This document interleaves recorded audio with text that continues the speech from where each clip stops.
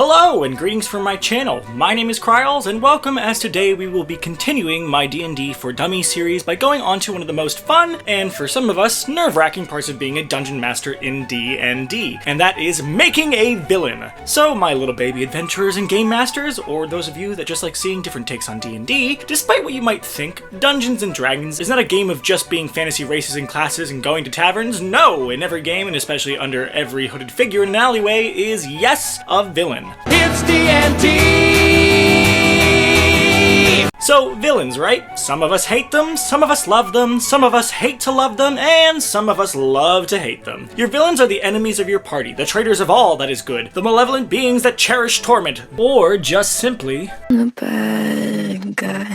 The villain. They are obviously very important to the story that will be created by the Dungeon Master, but also will be important to how the party interacts with the world they're put in after discovering a new villain, or the proverbial big bad of your campaign. Conflict is a main element of the game of Dungeons & Dragons, just as it is for regular people in regular real life. And the use of villains can help put conflict in the forefront of your game for your party, as well as make a reason for early parties to stick together and form their adventuring party, feeling a sense of camaraderie against their common enemy. Now, in this video, I'm going to be breaking down a few different types of villains and villainy. Not all will be single villains, nor does every idea of villainy have to be composed through a single character or groups of characters. Villainy can transcend corporeal form. Take the impending apocalypse in both seasons of the Umbrella Academy. It is all in the way that you present the conflict to your players, but once again, I will be giving you some examples from my own campaigns so that I can really nail these villains. So let's start with the ways you can give your players a good villain to start out a new D&D campaign. A lot of campaigns can be started with a new ragtag group of adventurers being given a mission or quest to either defeat a villain/villain group or retrieve an object stolen by one.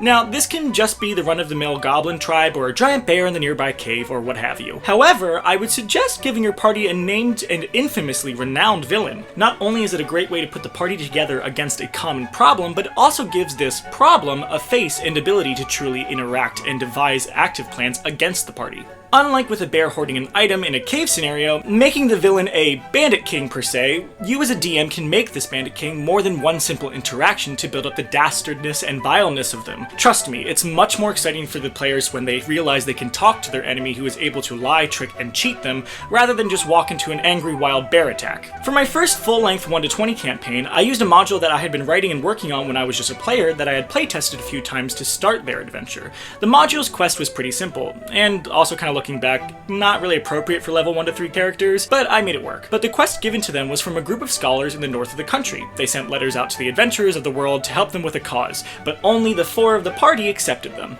Upon reaching the Scholar's Spire, the head scholar explained that there had been talks about an evil cult trying to resurrect an old goddess of darkness, deceits, and lies, Caxella! The only way to stop the cult was to retrieve the items needed for the Dark Resurrection ritual. So basically, the party was sent on a traveling quest with a shopping list, so they got to see a lot of the world they were set in and experience many different places, peoples, and enemies along the way as they were racing against the cult. However, once securing only one of them, they returned to the Scholar's Spire to give it to the head scholar, thinking that they could still prevent the cult's evil plot since the ritual needed all 5 items. But turns out the head scholar was actually a cult member in disguise and began to resurrect Caxella. P.S. There are a lot of flaws with this module, but making crazy stories and seeing the good in them and the areas where you can improve is how you become a better DM. For example, don't throw a reforming goddess at your level 3 players! Anyways, but the point I want to get with Caxella as a villain was that even though I basically railroaded them into having her still be resurrected, she was the potential looming threat of a return of someone evil, which makes for an interesting villain. Very Sauron in the Lord of the Rings-esque. Plus, the traveling adventure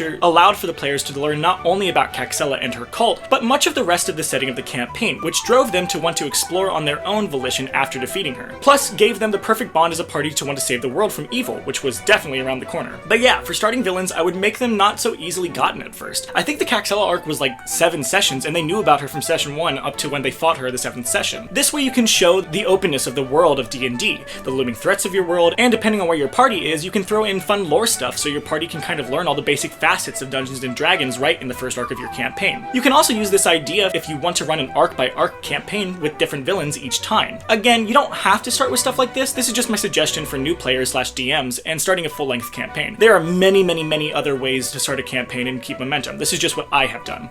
Now, the hard decision for the DM when it comes to villains is usually the big bad. The villain that is the top dog, the creme de la creme of bad guys. The reason why the big bad is so integral is because the big bad is what will encompass most of your campaign, its themes, its conflict, and the party's stake in the story. Unless your D&D game is just slice of life sim style, you'll need to have to prepare for the final fight against the enemy. What is a big bad, you might ask? Well, I'll tell you some examples of fictional pop culture icons that would equate to the idea of big bad. So again, like I said, we have Sauron from The Lord of the Rings, Thanos from the Marvel Cinematic Universe, Vecna in Critical Role Campaign 1, the Wicked Witch of the West in The Wizard of Oz, Voldemort in the Harry Potter series, Jareth the Goblin King from Labyrinth, or you can take any number of the Disney villains from any of their movies. All of these villains, and many more, surround the plot and their conflict of their respective media. Now, are they the only important conflict in their stories? No, but they are the ones there at the end that serve as the final battle and main figure of evil for our protagonists. It is important to have a developed big bad so that they serve not only as the antagonists, but also allow for your party to strive to their collective goal of defeating them, so that they can usher in some type of peace from evil, even if it's just for the time being. But it will make it so that the story can feel fully rounded and capped off. Basically, the TLDR of what I just said is the big bad is super, super important.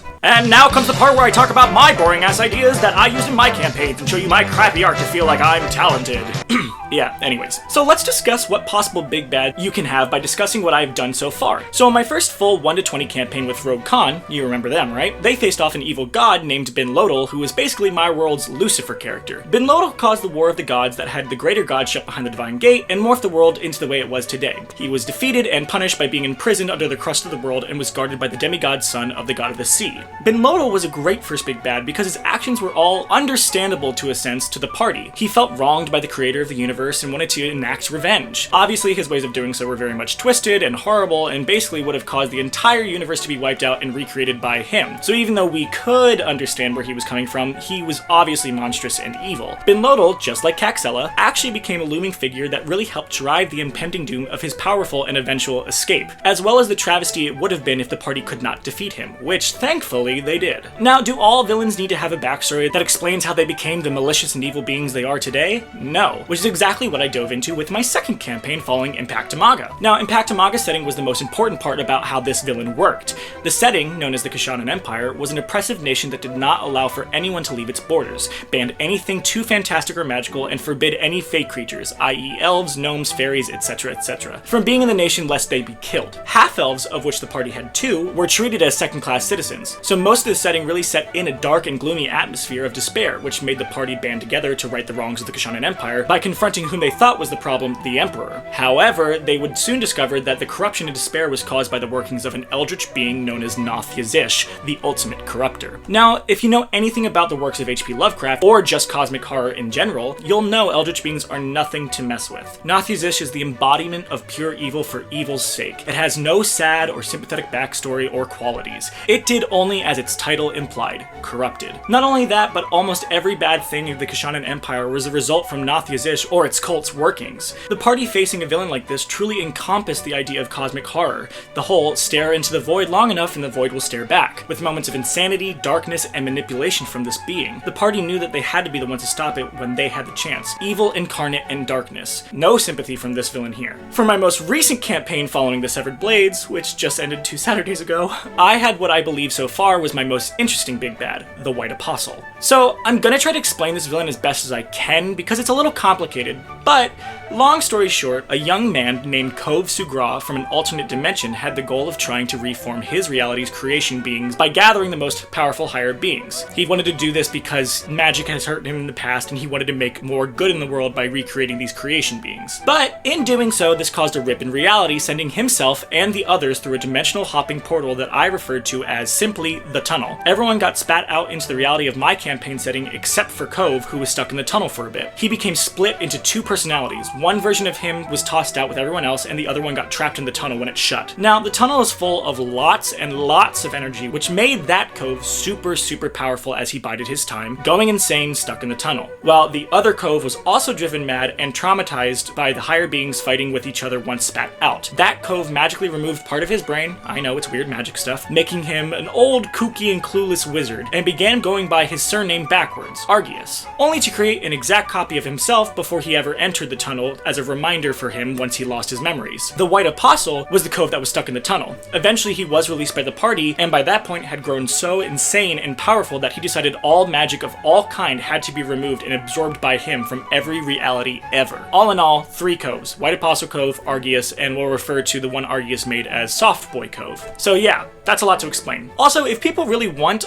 maybe I'll do a series fully summarizing my campaigns, but for now, that's my best summary of the White Apostle. But anyways, what makes the White Apostle interesting is 1, after the party discovered both Argius, the player's favorite, most loved, and most interacted with NPC, and Soft Boy Cove, one of the party's love interests, were copies of the White Apostle, of which neither of them knew because they lost their memories, as stated above. Things got complicated when the White Apostle absorbed Soft Boy Cove and began the hunt to do the same with his other counterpart, Argius. For 2, magic is obviously a very important thing in D&D and fantasy in general, so having a villain who potentially could have taken away all of that put a lot of pressure on the party, but also the players. I did tell them out of game that if the White Apostle was successful, I would have to start a whole new story world since this one would have had all magic nulled forever, but obviously that did not happen. Whew! And finally, 3 with the White Apostle was that not only was he immensely powerful, the most powerful enemy I've ever made in fact, but his alignment was very neutral. He did not lie or trick the party like Ben Lodal or Nath-Yazish did. He told them straight up his plan and was not looking to use all the magic he would remove after doing so successfully. He just wished to remove it and achieve that goal. Unlike Ben Lodal, who had plans after his goal of domination, or Nath-Yazish after its, to continue corrupting the Kashanan Empire. The White Apostle was a terrifying villain for that, even stating he did not care if he had to show the world how horrible magic was by being the example or the villain. He gave those the choice to willingly give it up or to be killed. It was terrifying. Now, as a little warning, I have set myself up pretty poorly for increasing the threat of each big bad with each consecutive campaign, so don't always think each one has to be harder to defeat or more powerful. Make a villain that best fits with the narrative that you are creating with your table. Mine just ended up elevating in intensity, but I plan for my 4th campaign to be knocked back a few pegs so that I don't feel the need to pressure myself with harder and harder villains, so keep that in mind. My biggest piece of advice as a dungeon master and creating villains and your story is to think of yourself as 2 DMs. One DM who wants to see the party succeed and become renowned adventurers and heroes, and the other DM who wants to kill and destroy that party. It may sound harsh, but that will very much give you the chance to think both of ways to help and challenge your party and make engaging and interesting stories.